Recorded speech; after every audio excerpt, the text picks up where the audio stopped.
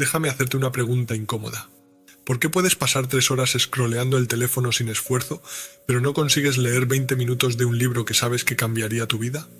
¿Por qué puedes ver 5 episodios seguidos de una serie sin pestañear, pero hacer ejercicio durante media hora se siente como una tortura? ¿Por qué sabes perfectamente lo que deberías hacer y aún así no lo haces? Probablemente te has dicho que es falta de disciplina, que eres perezoso, que no tienes suficiente fuerza de voluntad, pero hay algo que nadie te ha contado. No es que seas débil, es que estás compitiendo contra miles de ingenieros cuyo único trabajo es secuestrar tu atención. Y llevas todas las de perder. Hoy vamos a explorar qué pasa realmente en tu cerebro cuando eliges lo fácil sobre lo difícil. ¿Por qué la dopamina no funciona como te han contado? ¿Qué dice la ciencia sobre la fuerza de voluntad y por qué el debate sigue abierto?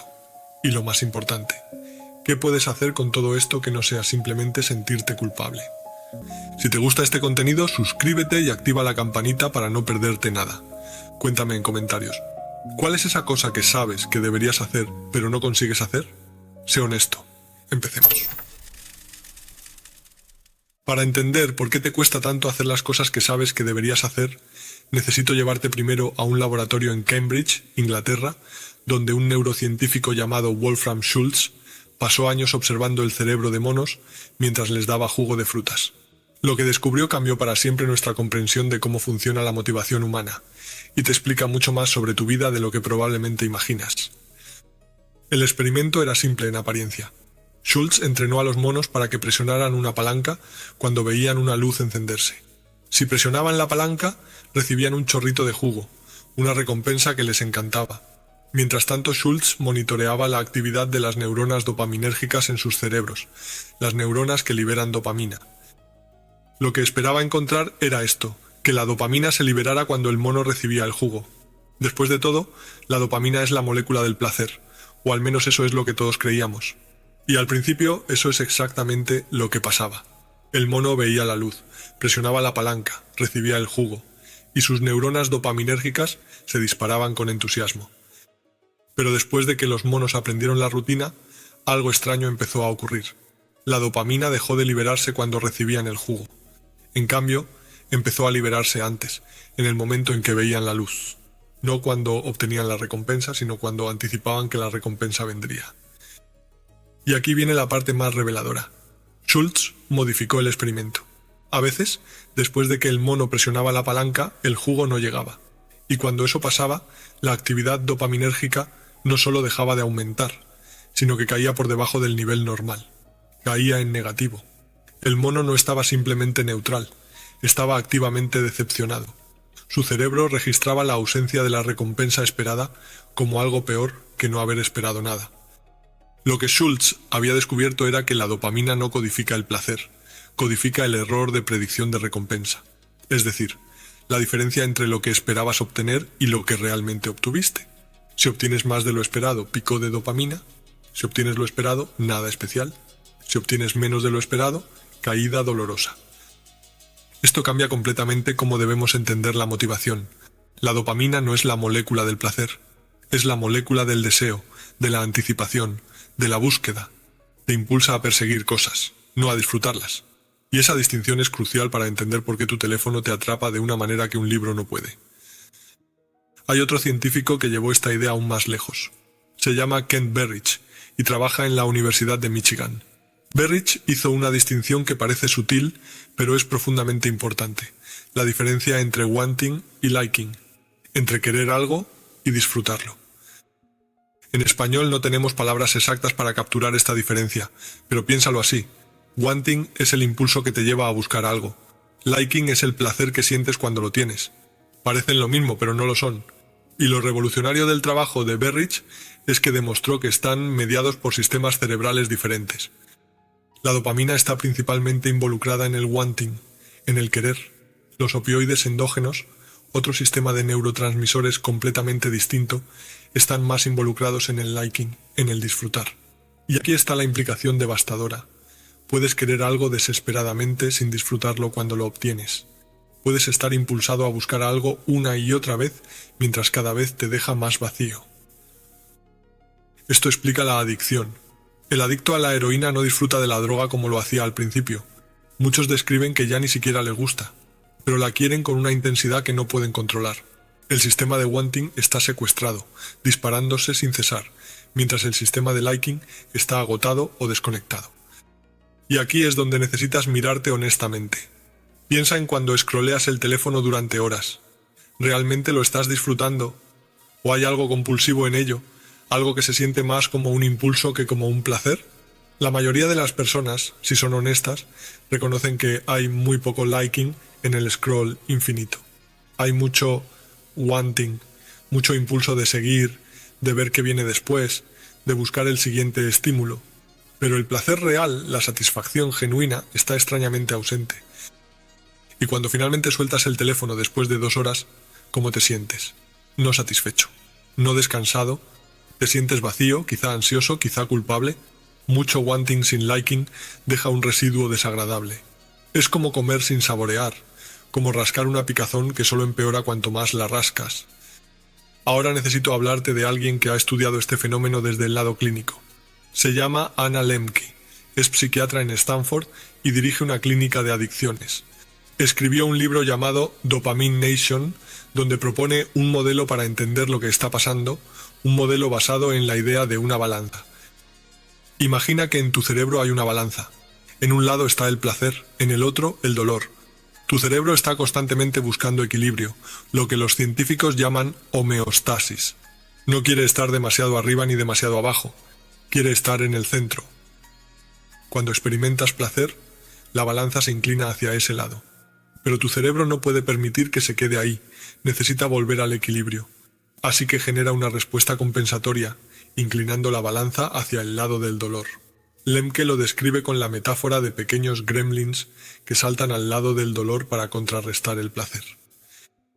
Esto explica algo que probablemente has experimentado: el bajón después del subidón, la resaca después de la fiesta, el vacío después del atracón de series, la ansiedad después de horas de scroll.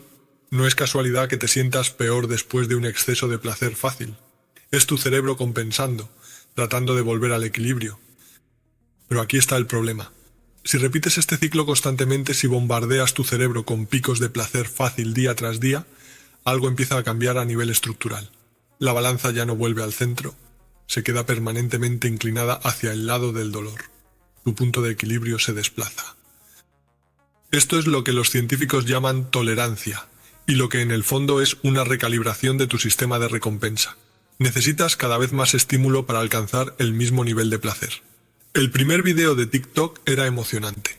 El 100º es aburrido, pero sigues scrolleando. No porque disfrutes, sino porque tu cerebro está buscando desesperadamente volver a sentir algo. Y mientras tanto tu estado basal, cómo te sientes cuando no estás estimulado, se vuelve más negativo, más gris, más apático. Las cosas que antes te daban placer moderado ya no te hacen nada. Una conversación tranquila, un paseo por el parque, leer un libro, todo eso se siente insulso comparado con el bombardeo de estímulos al que has acostumbrado a tu cerebro. Ahora piensa en esto en el contexto de hacer cosas difíciles. Hacer ejercicio, estudiar, trabajar en un proyecto importante, todas estas cosas ofrecen recompensas, pero son recompensas retardadas. No te dan un pico de dopamina instantáneo. Requieren esfuerzo primero y placer después. Y si tu sistema de recompensa está recalibrado hacia necesitar estimulación constante e inmediata, estas actividades simplemente no pueden competir. No es que sean menos valiosas, es que tu cerebro ya no puede registrar su valor. Pero hay algo más que necesitas entender, y esto es quizá lo más importante de todo. No estás compitiendo solo contra tu propia biología, estás compitiendo contra miles de ingenieros cuyo trabajo a tiempo completo es secuestrar tu atención. Hay un hombre llamado Tristan Harris que trabajó como diseñador ético en Google antes de abandonar la empresa para advertir al mundo sobre lo que estaba viendo. Harris describe lo que él llama la economía de la atención.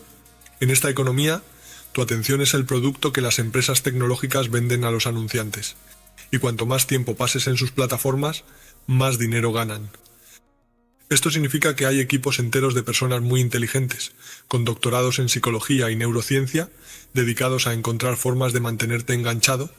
No es una competencia justa. Tú, con tu fuerza de voluntad limitada y tu cerebro de primate, contra algoritmos optimizados con datos de miles de millones de usuarios. Las técnicas que usan están bien documentadas. La primera se llama refuerzo variable, y es la misma técnica que hace adictivas a las máquinas tragaperras. ¿No sabes cuándo llegará la recompensa? A veces scrolleas y encuentras algo interesante, a veces no. Esta impredecibilidad es precisamente lo que mantiene a tu sistema dopaminérgico disparándose. Si supieras exactamente cuándo llegará algo bueno, eventualmente te aburrirías, pero la incertidumbre te mantiene buscando. La segunda técnica es el scroll infinito, diseñado específicamente para eliminar puntos de parada naturales. Antes, cuando veías televisión, los programas terminaban. Había un momento natural donde podías decidir si seguir o no. El scroll infinito elimina esa decisión. No hay final, no hay pausa, no hay momento donde tu cerebro tenga que decidir activamente continuar. Simplemente sigues, arrastrado por la corriente. La tercera técnica son las métricas sociales. Likes, seguidores, comentarios, reproducciones. Estos números activan circuitos cerebrales muy antiguos relacionados con el estatus social y la aprobación del grupo. Durante cientos de miles de años, la aprobación social era literalmente una cuestión de supervivencia. Si el grupo te rechazaba, morías. Tu cerebro está cableado para buscar esa aprobación con urgencia. Y ahora hay un número que la cuantifica, actualizado en tiempo real, disponible para verificar 100 veces al día. La cuarta técnica es el autoplay, la reproducción automática. No tienes que decidir ver el siguiente video, simplemente empieza. La fricción de elegir se elimina.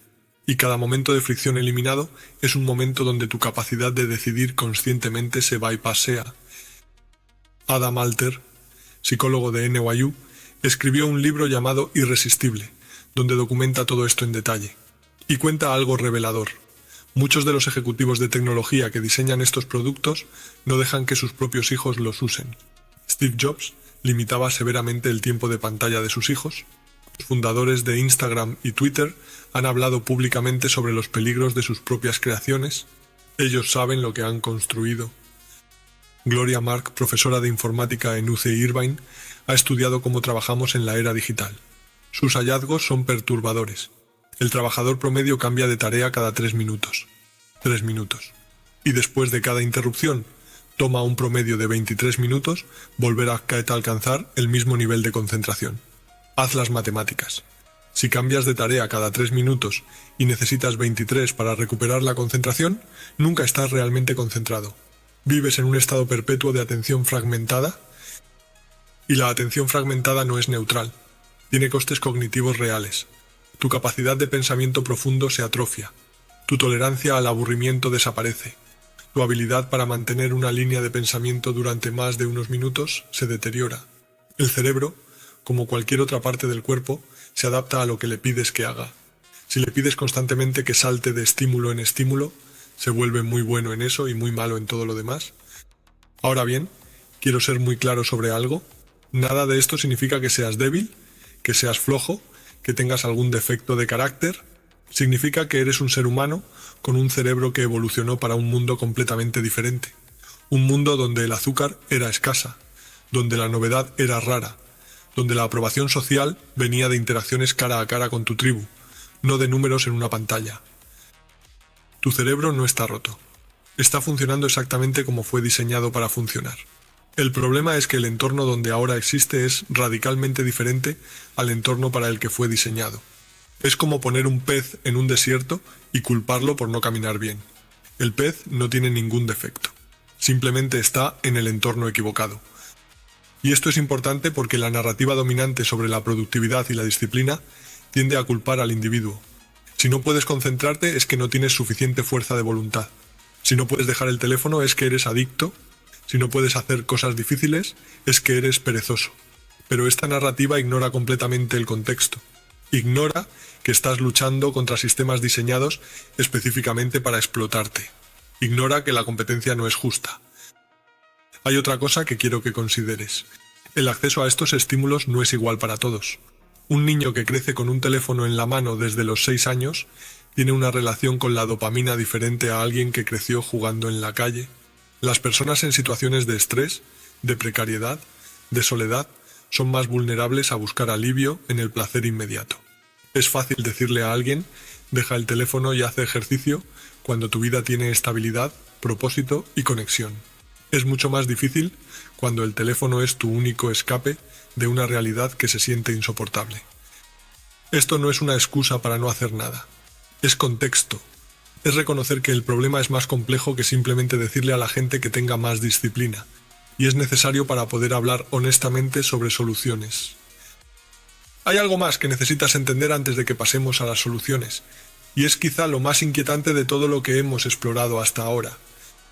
Tu cerebro no solo responde al placer que experimentas, responde al placer que anticipa, y las empresas tecnológicas lo saben perfectamente. Por eso cada notificación está diseñada para crear anticipación, no satisfacción.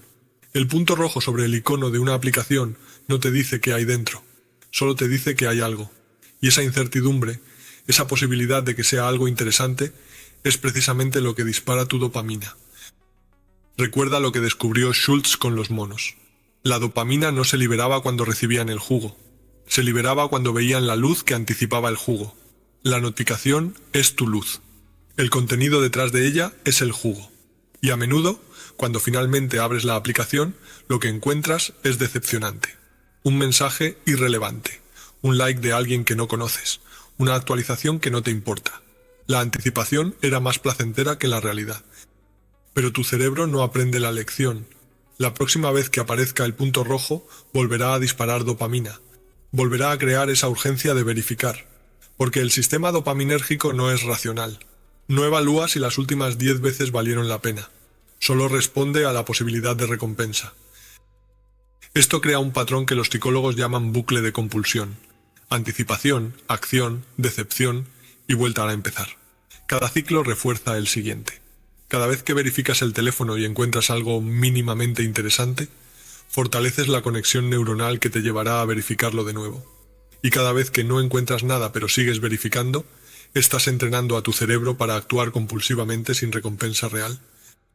Hay experimentos clásicos en psicología que ilustran esto de manera perturbadora. En los años 50, B.F. Skinner estudió el comportamiento de palomas y ratas usando lo que llamó programas de refuerzo. Descubrió que si recompensabas a un animal cada vez que hacía algo, aprendía rápido, pero también dejaba de hacerlo rápido cuando la recompensa desaparecía. Pero si recompensabas al animal de manera impredecible, a veces sí y a veces no, el comportamiento se volvía extraordinariamente resistente a la extinción. El animal seguía y seguía, incluso cuando las recompensas se volvían muy escasas. Esto es exactamente lo que hace el scroll infinito. A veces encuentras algo que te interesa, a veces no. La impredecibilidad te mantiene atrapado. Y cuanto más tiempo pasas sin encontrar algo bueno, más convencido está tu cerebro de que algo bueno debe estar a punto de aparecer.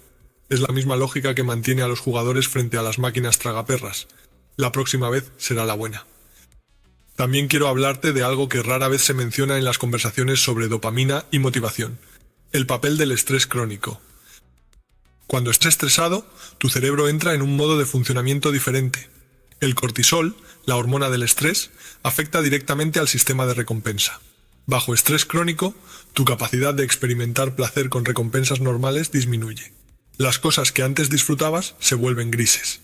Y al mismo tiempo, aumenta tu impulso hacia los placeres intensos e inmediatos. Es como si el estrés estrechara el rango de cosas que pueden hacerte sentir bien, empujándote hacia los extremos. Esto explica por qué las personas bajo presión constante tienden a buscar comida chatarra, alcohol, redes sociales, pornografía, cualquier cosa que ofrezca un golpe de placer rápido y seguro. No es debilidad moral. Es un cerebro estresado buscando alivio de la única manera que sabe hacerlo en ese estado. Y aquí hay un círculo vicioso particularmente cruel. El placer fácil proporciona alivio temporal del estrés, pero no resuelve las causas del estrés. Y como hemos visto, el uso repetido de placer fácil recalibra tu sistema de recompensa hacia necesitar más estimulación. Así que terminas más estresado que antes, porque ahora tu estado basal es más negativo y más dependiente del placer fácil, porque es lo único que puede atravesar el gris. El estrés te empuja hacia el placer fácil y el placer fácil te deja más vulnerable al estrés. Hay investigaciones que muestran que las personas con trabajos más estresantes, con menos control sobre sus vidas, con más incertidumbre económica, tienen tasas más altas de lo que podríamos llamar comportamientos adictivos. No porque sean personas más débiles, sino porque sus cerebros están bajo condiciones que hacen mucho más difícil resistir el impulso hacia el alivio inmediato. También hay algo que los neurocientíficos llaman agotamiento de los recursos ejecutivos. Tu corteza prefrontal, la parte del cerebro responsable de la toma de decisiones conscientes, del control de impulsos, de la planificación a largo plazo, tiene una capacidad limitada. Cada decisión que tomas, cada impulso que resistes, cada tentación que rechazas, consume parte de esa capacidad. Y vivimos en un entorno que constantemente drena esos recursos. Cada notificación que ignoras, cada vez que decides no mirar el teléfono, cada momento que resistes el impulso de abrir una nueva pestaña, todo eso tiene un coste cognitivo. Al final del día, tus recursos ejecutivos están agotados, y cuando están agotados, el camino de menor resistencia se vuelve casi inevitable.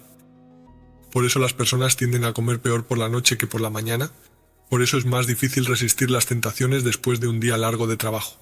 Por eso los buenos propósitos que haces por la mañana se desmoronan por la tarde. No es que tu voluntad sea inconsistente, es que has estado gastándola todo el día en un entorno diseñado para agotarla.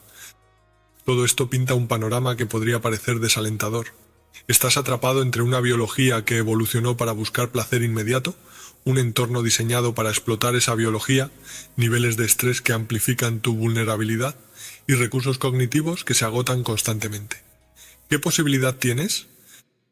Más de la que crees, pero no por el camino que probablemente te han vendido, no a través de más fuerza de voluntad, más disciplina, más dureza contigo mismo, sino a través de algo más inteligente, más compasivo y paradójicamente más efectivo. Porque sí hay cosas que puedes hacer. Hay formas de trabajar con tu cerebro en lugar de contra él. Hay maneras de rediseñar tu entorno para que las cosas difíciles se vuelvan más accesibles y las cosas fáciles se vuelvan menos automáticas. Pero antes de hablar de soluciones, necesitamos desmontar algunos mitos. Porque hay mucha información circulando sobre cómo hackear tu motivación, y no toda es precisa. En el siguiente bloque vamos a hablar de lo que la ciencia realmente dice sobre la fuerza de voluntad, por qué el famoso ayuno de dopamina no funciona como te han contado, y qué estrategias tienen evidencia sólida detrás de ellas. Eso es exactamente lo que vamos a explorar ahora. Ahora que entiendes por qué tu cerebro te sabotea, probablemente quieres saber qué puedes hacer al respecto. Y aquí es donde necesito ser honesto contigo, porque hay mucha información circulando sobre cómo hackear tu motivación, cómo reprogramar tu cerebro, cómo volverte una máquina de productividad, y gran parte de esa información es, en el mejor de los casos, una simplificación excesiva y en el peor, directamente incorrecta. Antes de hablarte de lo que sí funciona, necesito desmontar algunos mitos que probablemente has escuchado y que podrían estar haciéndote más daño que bien. El primero y más popular es el famoso ayuno de dopamina.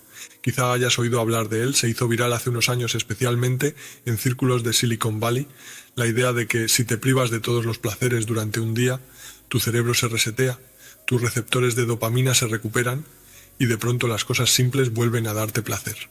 Suena científico, suena lógico y suena exactamente como el tipo de solución rápida que todos queremos creer que existe. El problema es que no funciona así. El término ayuno de dopamina fue acuñado por un psicólogo de San Francisco llamado Cameron Sepah, y lo que él quiso decir originalmente es muy diferente de lo que la cultura popular entendió. Sepah nunca afirmó que pudieras vaciar tu dopamina o resetear tus receptores en un día de abstinencia. Lo que propuso era algo mucho más modesto y basado en principios de terapia cognitivo-conductual, la idea de tomar descansos periódicos de comportamientos impulsivos específicos para reducir su control sobre ti. No encerrarte en una habitación sin estímulos como si fueras un monje, sino simplemente no revisar el teléfono compulsivamente durante unas horas, no comer por aburrimiento, no usar el entretenimiento como escape automático. Cuando la idea se viralizó, se distorsionó completamente, y de pronto había personas encerrándose en cuartos oscuros sin hablar con nadie creyendo que estaban reseteando su neuroquímica. La verdad científica es esta: no puedes vaciar conscientemente tu dopamina. Tus receptores de dopamina sí se desensibilizan con la sobreestimulación crónica. Eso es real, y lo vimos en el bloque anterior, pero la resensibilización es un proceso gradual que toma semanas o meses, no un día de ayuno. No hay un botón de reset. Lo que sí ocurre cuando reduces tu exposición crónica a estímulos supernormales es que, con el tiempo, tu sistema de recompensa puede recalibrarse hacia un punto más saludable. Pero estamos hablando de cambios sostenidos en tu estilo de vida, no de un día de privación heroica seguido de volver exactamente a lo mismo. El segundo mito que necesito desmontar es quizá más importante, y tiene que ver con la fuerza de voluntad. Durante décadas, la idea dominante en psicología era que la fuerza de voluntad es como un músculo que se agota con el uso. Esta teoría, propuesta principalmente por el psicólogo Roy Baumeister, sugería que tenemos una reserva limitada de autocontrol y que cada decisión que tomamos, cada tentación que resistimos, drena esa reserva hasta que se agota y cedemos. Se llamó agotamiento del ego y fue enormemente influyente no solo en la academia sino en la cultura popular, en libros de autoayuda, en consejos de productividad, en cómo las personas entendían sus propios fracasos. El problema es que cuando otros investigadores intentaron replicar los estudios originales de Baumeister, muchos no pudieron hacerlo. Un metaanálisis de 2015 con una muestra mucho más grande encontró que el efecto del agotamiento del ego era mucho más pequeño de lo que se pensaba y posiblemente inexistente en muchas condiciones. Esto no significa que la fatiga de decisiones no exista en absoluto. Claramente hay algo que pasa cuando estás agotado al final de un día largo, pero la idea de que la fuerza de voluntad es un recurso que se gasta como la gasolina de un coche parece ser, en el mejor de los casos, una simplificación excesiva. Y aquí viene algo fascinante. La psicóloga Carol Dweck, famosa por su trabajo sobre mentalidad de crecimiento, hizo una serie de estudios que mostraron algo sorprendente. El efecto del agotamiento del ego dependía, en gran medida, de lo que las personas creían sobre la fuerza de voluntad. Las personas que creían que la fuerza de voluntad era un recurso limitado mostraban agotamiento. Las personas que creían que la fuerza de voluntad era abundante o incluso que se fortalecía con el uso mostraban mucho menos agotamiento o ninguno. Esto sugiere que nuestras creencias sobre nosotros mismos afectan nuestra fisiología de maneras que apenas estamos empezando a entender. Si te dices constantemente que tu fuerza de voluntad está agotada, podrías estar creando una profecía autocumplida. Pero hay otro problema más profundo con el enfoque basado en fuerza de voluntad, y es que incluso si la fuerza de voluntad fuera un recurso robusto e inagotable, depender de ella para cambiar tu comportamiento es una estrategia fundamentalmente defectuosa. Porque la fuerza de voluntad, por definición, es lo que usas cuando no quieres hacer algo, pero lo haces de todos modos. Es resistencia, es lucha, es conflicto interno constante. Y cualquier estrategia que requiera que estés en conflicto contigo mismo todo el tiempo está condenada a fallar eventualmente. No porque seas débil, sino porque nadie puede vivir en guerra consigo mismo indefinidamente. Entonces, si la fuerza de voluntad no es la respuesta, ¿qué lo es? Aquí es donde la ciencia del comportamiento se vuelve realmente interesante y donde empezamos a hablar de estrategias que tienen evidencia sólida detrás. La primera y quizá más importante es el diseño del ambiente. Hay un investigador en Stanford llamado B.J. Fogg que ha dedicado su carrera a estudiar cómo cambiamos nuestro comportamiento y ha desarrollado un modelo simple pero poderoso. Según Fogg, para que cualquier comportamiento ocurra necesitas tres cosas: motivación, capacidad y un disparador. Si falta cualquiera de las tres, el comportamiento no sucede.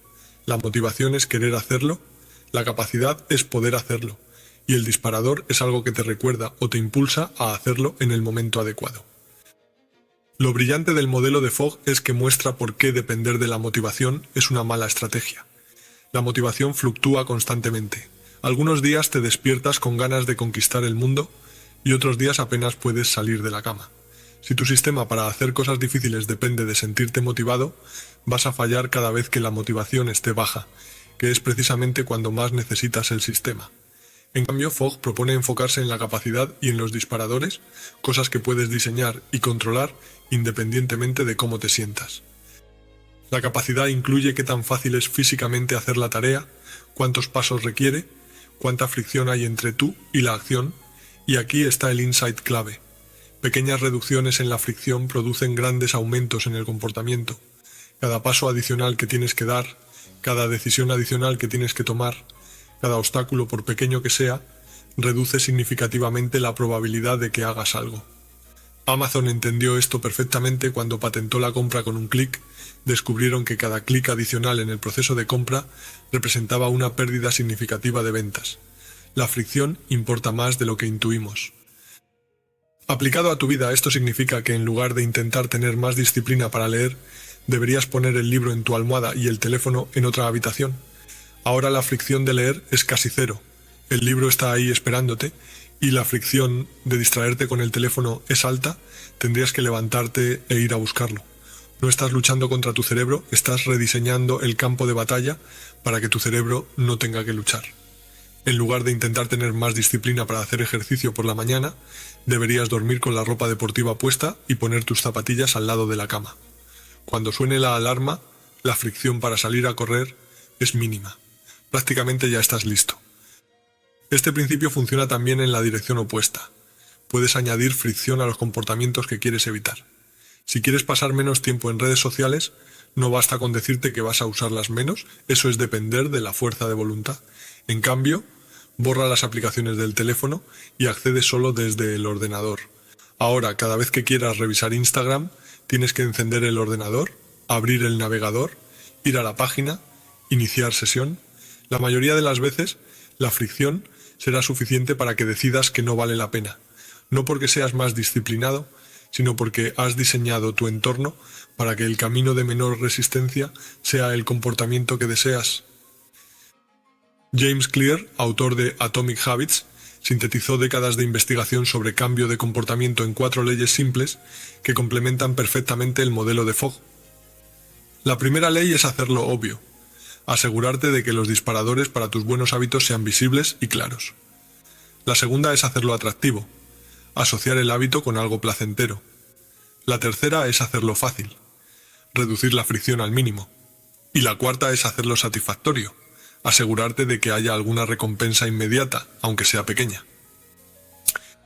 Esta última ley es particularmente importante porque aborda un problema fundamental de los hábitos positivos. Tus recompensas suelen ser retardadas. Haces ejercicio hoy, pero los beneficios los ves en meses. Comes saludable hoy, pero el impacto en tu salud es gradual e invisible. Estudias hoy, pero el conocimiento se acumula lentamente. Tu cerebro, diseñado para recompensas inmediatas, tiene dificultad para conectar la acción de hoy con el beneficio de mañana.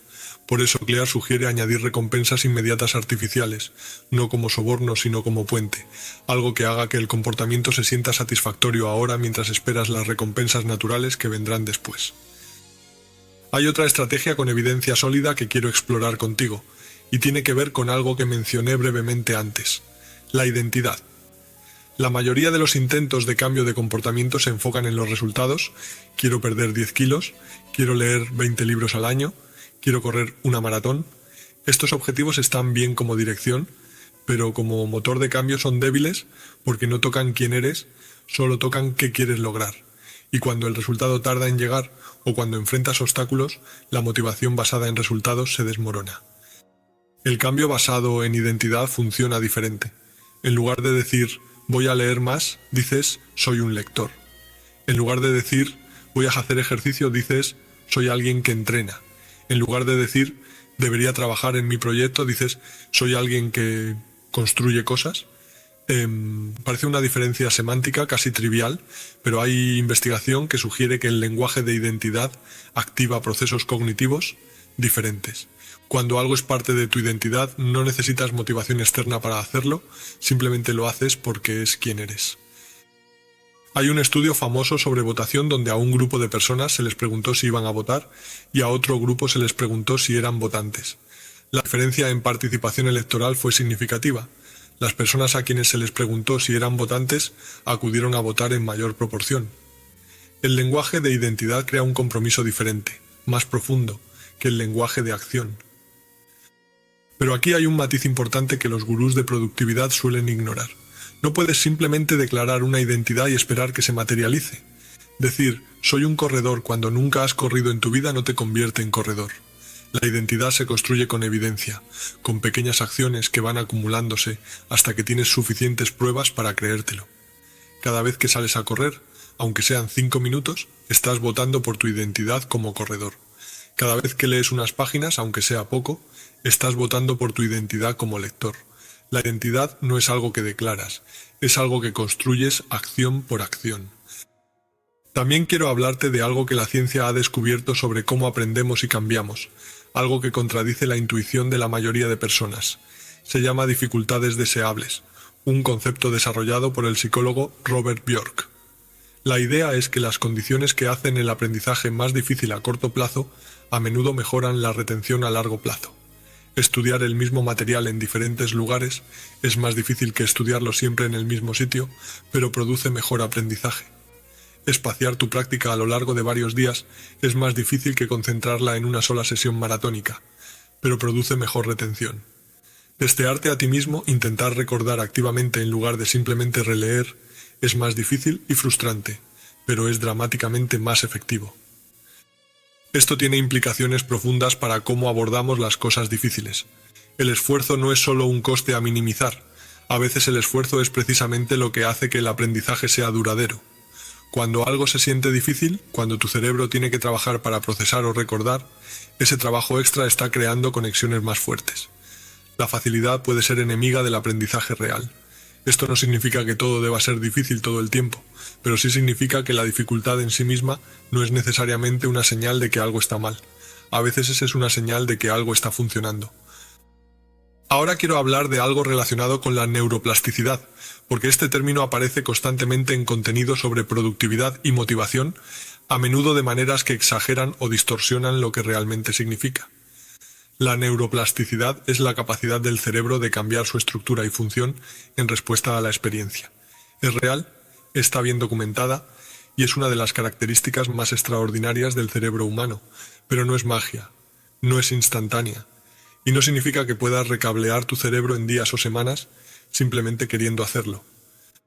Lo que la neurociencia realmente muestra es que el cambio cerebral significativo requiere repetición consistente a lo largo del tiempo, requiere esfuerzo y atención activa, requiere sueño adecuado para consolidar los cambios y disminuye con la edad, aunque nunca desaparece completamente. No es que hagas algo una vez con mucha intensidad y tu cerebro se transforme, es que haces algo muchas veces, consistentemente a lo largo de meses y años, y gradualmente las conexiones neuronales asociadas con ese comportamiento se fortalecen mientras otras se debilitan. Es menos como un reinicio dramático y más como erosión lenta, agua sobre piedra. Esto tiene implicaciones prácticas importantes. Significa que no deberías esperar resultados rápidos. El cambio real toma tiempo. Significa que la consistencia importa más que la intensidad. Es mejor hacer un poco todos los días que mucho de vez en cuando. Significa que los retrocesos son normales y no indican fracaso, porque estás trabajando contra patrones neuronales establecidos durante años. Y significa que la paciencia y la compasión contigo mismo no son debilidad, son requisitos para cualquier cambio sostenible. Hay una técnica específica que quiero mencionar porque tiene evidencia decente y es relativamente fácil de implementar. Se llama implementación de intenciones y fue desarrollada por el psicólogo Peter Gollwitzer. La idea es simple. En lugar de tener una intención vaga como voy a hacer más ejercicio, creas un plan específico en formato sí entonces. Si es lunes a las 7 de la mañana, entonces salgo a correr. Si termino de almorzar, entonces leo durante 15 minutos. Si siento ganas de revisar el teléfono, entonces hago 5 respiraciones profundas primero. Lo que hace esta técnica es vincular el comportamiento deseado a una situación específica, creando algo parecido a un disparador automático. Cuando la situación ocurre, el comportamiento se activa sin que tengas que pensarlo mucho, sin que tengas que depender de recordar tu intención o de sentirte motivado en ese momento. Los estudios muestran que las implementaciones de intenciones aumentan significativamente la probabilidad de seguir adelante con los comportamientos planificados, especialmente para personas que tienen dificultad con el autocontrol. También hay evidencia sólida sobre el papel de la comunidad y la responsabilidad social en el cambio de comportamiento. Los seres humanos somos animales profundamente sociales. Evolucionamos en grupos donde la cooperación y la conformidad eran esenciales para la supervivencia, y nuestros cerebros están cableados para responder a las expectativas y comportamientos de los demás. Esto puede trabajar en tu contra cuando tu grupo social normaliza comportamientos poco saludables, pero también puede trabajar a tu favor. Cuando te comprometes públicamente a hacer algo, cuando alguien más sabe de tu intención y va a preguntar cómo te fue, la probabilidad de que lo hagas aumenta dramáticamente. No porque quieras la aprobación de otros, o no solo por eso, sino porque el compromiso social activa circuitos cerebrales diferentes que el compromiso privado. Es más difícil romper una promesa hecha a alguien más que una promesa hecha solo a ti mismo. Los grupos de apoyo, los compañeros de entrenamiento, los accountability partners funcionan precisamente por esta razón. Aprovechan nuestra naturaleza social para sostener comportamientos que serían más difíciles de mantener en aislamiento. Quiero cerrar este bloque hablando de algo que casi nadie menciona en las conversaciones sobre productividad y motivación, pero que la investigación sugiere es absolutamente fundamental: el descanso. Vivimos en una cultura que glorifica el ajetreo, que presenta el agotamiento como insignia de honor, que sugiere que si no estás constantemente esforzándote es que no lo quieres suficientemente. Pero la ciencia del rendimiento muestra consistentemente que el descanso no es el opuesto del trabajo productivo, es parte integral de él. Tu cerebro consolida el aprendizaje durante el sueño. Tu creatividad aumenta después de periodos de descanso. Tu capacidad de tomar buenas decisiones se deteriora significativamente cuando estás agotado. Los atletas de élite entienden esto. Sus programas de entrenamiento incluyen días de recuperación, no como lujo sino como necesidad, porque saben que el músculo no crece durante el entrenamiento sino durante el descanso posterior. Lo mismo aplica al cerebro. El ayuno de dopamina mal entendido tiene algo de verdad en este sentido, no porque vacíe tu dopamina, sino porque el descanso genuino, tiempo sin estimulación constante, sin demandas continuas de tu atención, permite que tu sistema nervioso se recupere. El problema no es el descanso, es que lo que la mayoría de personas llaman descanso, scrollear redes sociales, ver series, jugar videojuegos, no es realmente descanso, es otra forma de estimulación. Descanso real significa permitir que tu mente divague, que tu cuerpo se relaje, que tu sistema nervioso baje de revoluciones, y en nuestra cultura de estimulación constante, esto se ha vuelto sorprendentemente difícil de hacer. Entonces, resumiendo lo que la ciencia realmente dice que funciona, no dependas de la fuerza de voluntad, diseña tu ambiente para reducir la fricción de los buenos comportamientos y aumentar la fricción de los malos. Añade recompensas inmediatas a comportamientos con recompensas retardadas. Construye tu identidad a través de pequeñas acciones consistentes. Usa implementaciones de intenciones para crear disparadores automáticos. Aprovecha el poder de la comunidad y la responsabilidad social. Abraza las dificultades deseables sabiendo que el esfuerzo a veces es el punto, no el problema. Ten paciencia porque el cambio real toma meses y años, no días. Y descansa de verdad porque el descanso es parte del rendimiento, no su enemigo. Pero hay algo más profundo que todavía necesitamos explorar, porque todas estas estrategias asumen que quieres cambiar, que hay algo hacia lo que estás trabajando, que el esfuerzo tiene un propósito. Y la verdad es que para muchas personas, el problema no es cómo hacer cosas difíciles, sino por qué molestarse en hacerlas. Hay una pregunta debajo de todas las técnicas de productividad que rara vez se hace, pero que determina si cualquier estrategia va a funcionar a largo plazo. Esa pregunta es exactamente lo que vamos a explorar ahora. Hemos hablado de por qué tu cerebro prefiere lo fácil, hemos explorado las estrategias que realmente funcionan según la ciencia, pero hay una pregunta que flota debajo de todo esto y que casi nadie se atreve a hacer en voz alta.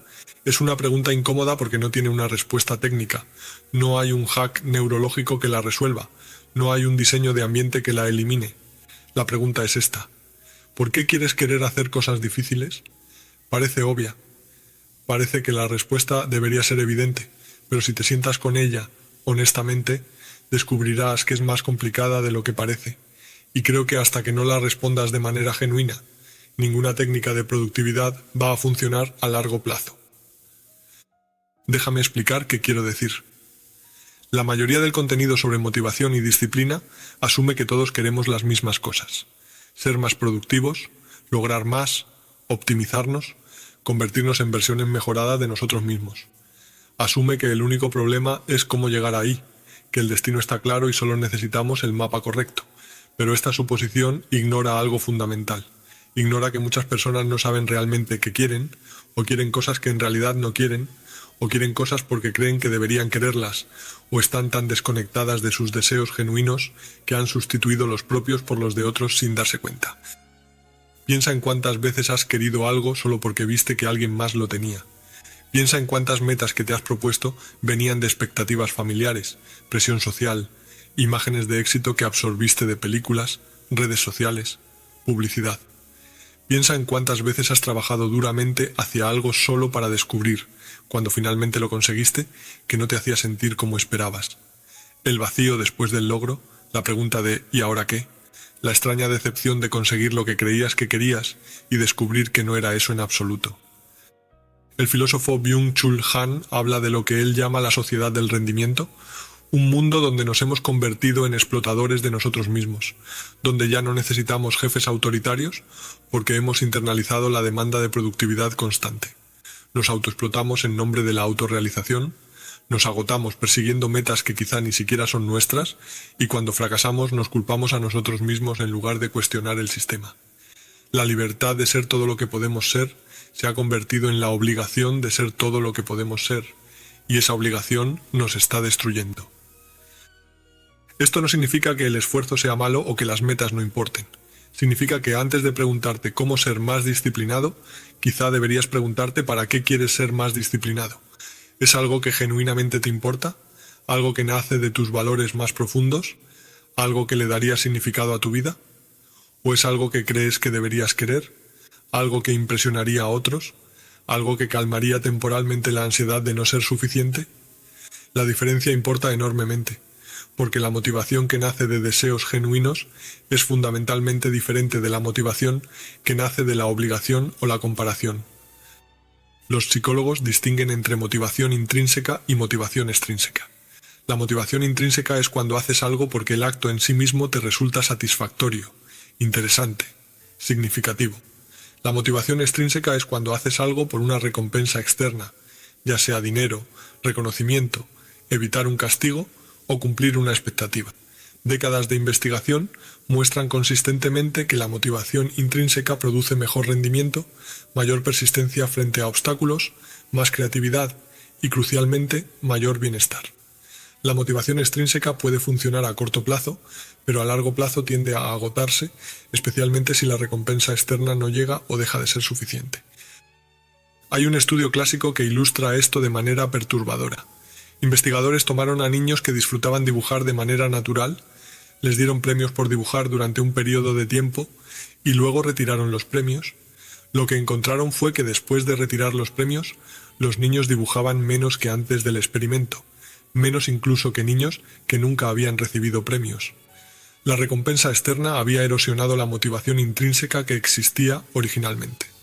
Lo que empezó como algo que hacían porque querían se convirtió en algo que hacían por el premio.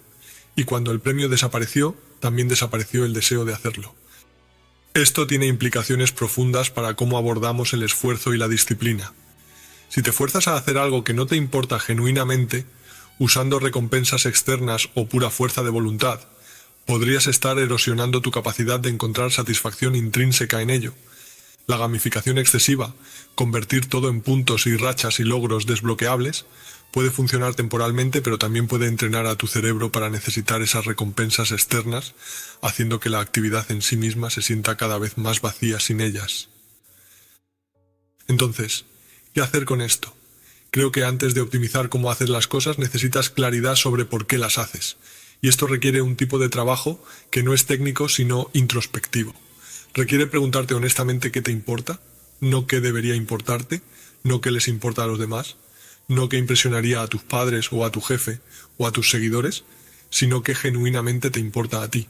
Y esta pregunta es más difícil de lo que parece porque llevamos capas y capas de expectativas internalizadas que se confunden fácilmente con deseos propios. Hay un concepto en psicología llamado valores versus metas que puede ayudar aquí. Las metas son destinos específicos. Quiero ganar 100.000 euros al año, quiero correr una maratón, quiero escribir un libro. Los valores son direcciones. Quiero vivir con generosidad, quiero cuidar mi salud, quiero expresarme creativamente. La diferencia es sutil pero importante. Las metas se logran o no se logran, y cuando se logran, se terminan, necesitas una nueva meta. Los valores son inagotables, nunca terminas de ser generoso, nunca terminas de cuidar tu salud, siempre puedes expresarte creativamente de nuevas maneras. Vivir orientado por valores en lugar de obsesionado con metas puede producir una forma de motivación más sostenible, porque no dependes de alcanzar destinos específicos para sentir que tu vida tiene dirección. Pero quiero ser honesto sobre algo más, incluso con claridad sobre tus valores, incluso con motivación intrínseca genuina, hacer cosas difíciles sigue siendo difícil. No hay forma de eliminar completamente el esfuerzo del esfuerzo. Lo que cambia cuando tienes claridad sobre el porqué no es que las cosas se vuelvan fáciles, es que el esfuerzo tiene significado, y el esfuerzo con significado se siente fundamentalmente diferente del esfuerzo sin él. Puedes soportar mucho más cuando sabes para qué lo estás soportando. Esto me lleva a hablar de alguien cuyo nombre aparece constantemente en conversaciones sobre esfuerzo y disciplina extrema, David Goggins. Goggins es un ex Navy SEAL, ultramaratonista y autor que se ha convertido en un icono de la mentalidad de abrazar el sufrimiento. Su mensaje es básicamente que la comodidad es el enemigo, que necesitas buscar el dolor, que tu mente te dice que estás al límite cuando en realidad tienes mucho más que dar. Y no voy a mentir, hay algo innegablemente inspirador en su historia. Un hombre que vino de un trasfondo de abuso y pobreza extrema y transformó su vida a través de esfuerzo casi sobrehumano.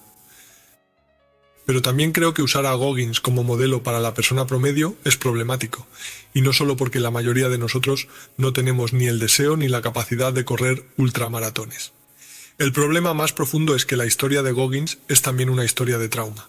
Él mismo ha hablado de cómo su infancia abusiva lo dejó con un vacío que intentó llenar a través del rendimiento extremo, cómo el sufrimiento físico era una forma de procesar un dolor emocional que no sabía cómo manejar de otra manera.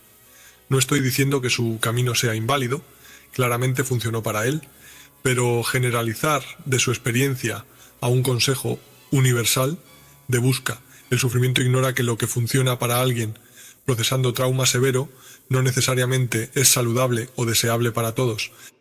Hay una diferencia entre esfuerzo saludable y autocastigo disfrazado de disciplina. Hay una diferencia entre empujarte más allá de tu zona de confort y maltratarte en nombre del crecimiento. Y la cultura de la productividad a menudo borra esa distinción, presentando el agotamiento como virtud, el descanso como debilidad y el sufrimiento constante como el precio del éxito. Pero la investigación sobre rendimiento de élite, incluyendo atletas y performers de alto nivel, muestra consistentemente que el descanso y la recuperación son partes integrales del rendimiento, no enemigos de él. Los mejores del mundo no son los que más se agotan, son los que mejor equilibran esfuerzo y recuperación. Y aquí necesito hablar de las sombras de todo este discurso sobre disciplina y motivación. Las cosas que casi nunca se mencionan en los videos de productividad, pero que afectan a millones de personas.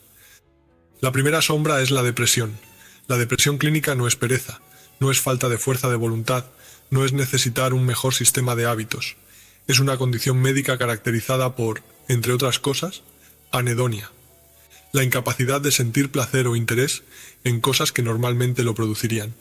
Decirle a alguien con depresión que simplemente diseñe mejor su ambiente o que sonría durante el dolor es como decirle a alguien con la pierna rota que simplemente camine con mejor técnica.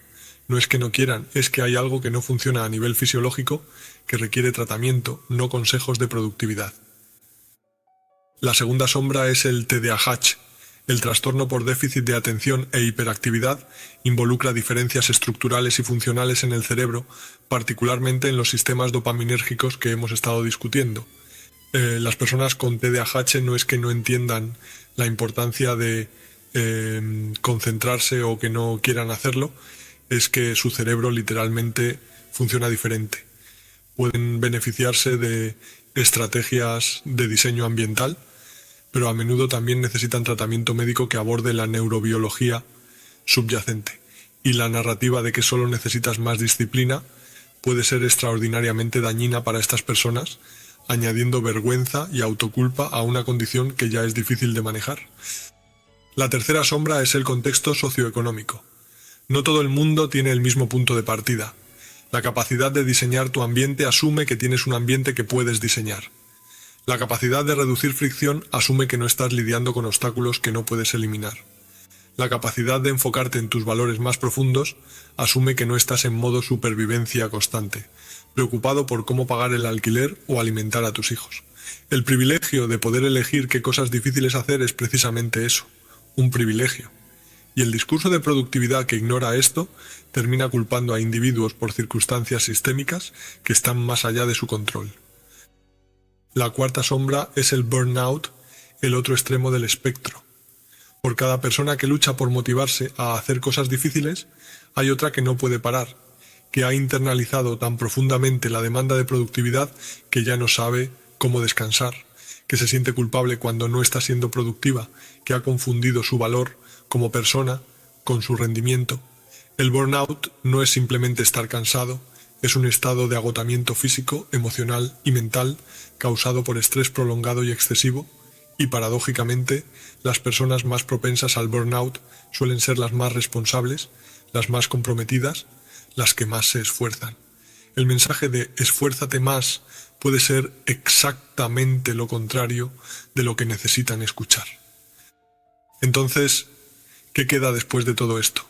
Si la fuerza de voluntad no es suficiente, si los hacks tienen límites, si el contexto importa, si hay condiciones que requieren tratamiento y no solo consejos, si el esfuerzo sin significado no es sostenible, si el esfuerzo excesivo puede ser tan dañino como el insuficiente, ¿qué hacemos? Creo que la respuesta honesta es más modesta de lo que la mayoría de contenido sobre productividad te ofrece, pero también más real y más sostenible. Lo primero es aceptar que no hay soluciones mágicas. No hay un hack que transforme tu vida de la noche a la mañana. No hay un secreto que los exitosos conocen y tú no. El cambio real es lento, gradual, lleno de retrocesos y requiere paciencia que nuestra cultura de gratificación instantánea hace cada vez más difícil cultivar.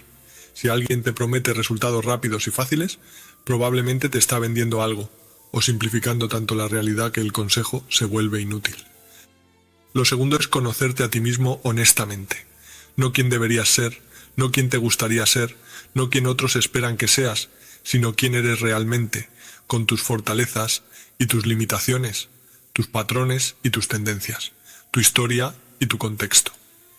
Esto incluye reconocer si hay condiciones como depresión o TDAH que podrían requerir ayuda profesional, no como admisión de derrota, sino como acto de cuidado propio. Las estrategias más efectivas son las que funcionan con tu naturaleza, no contra ella. Lo tercero es clarificar qué te importa genuinamente, no qué debería importarte, no qué impresionaría a otros, sino qué le daría significado a tu vida si lo persiguieras independientemente de lo que cualquier otro pensara. Esta claridad no llega de una vez ni permanece estática.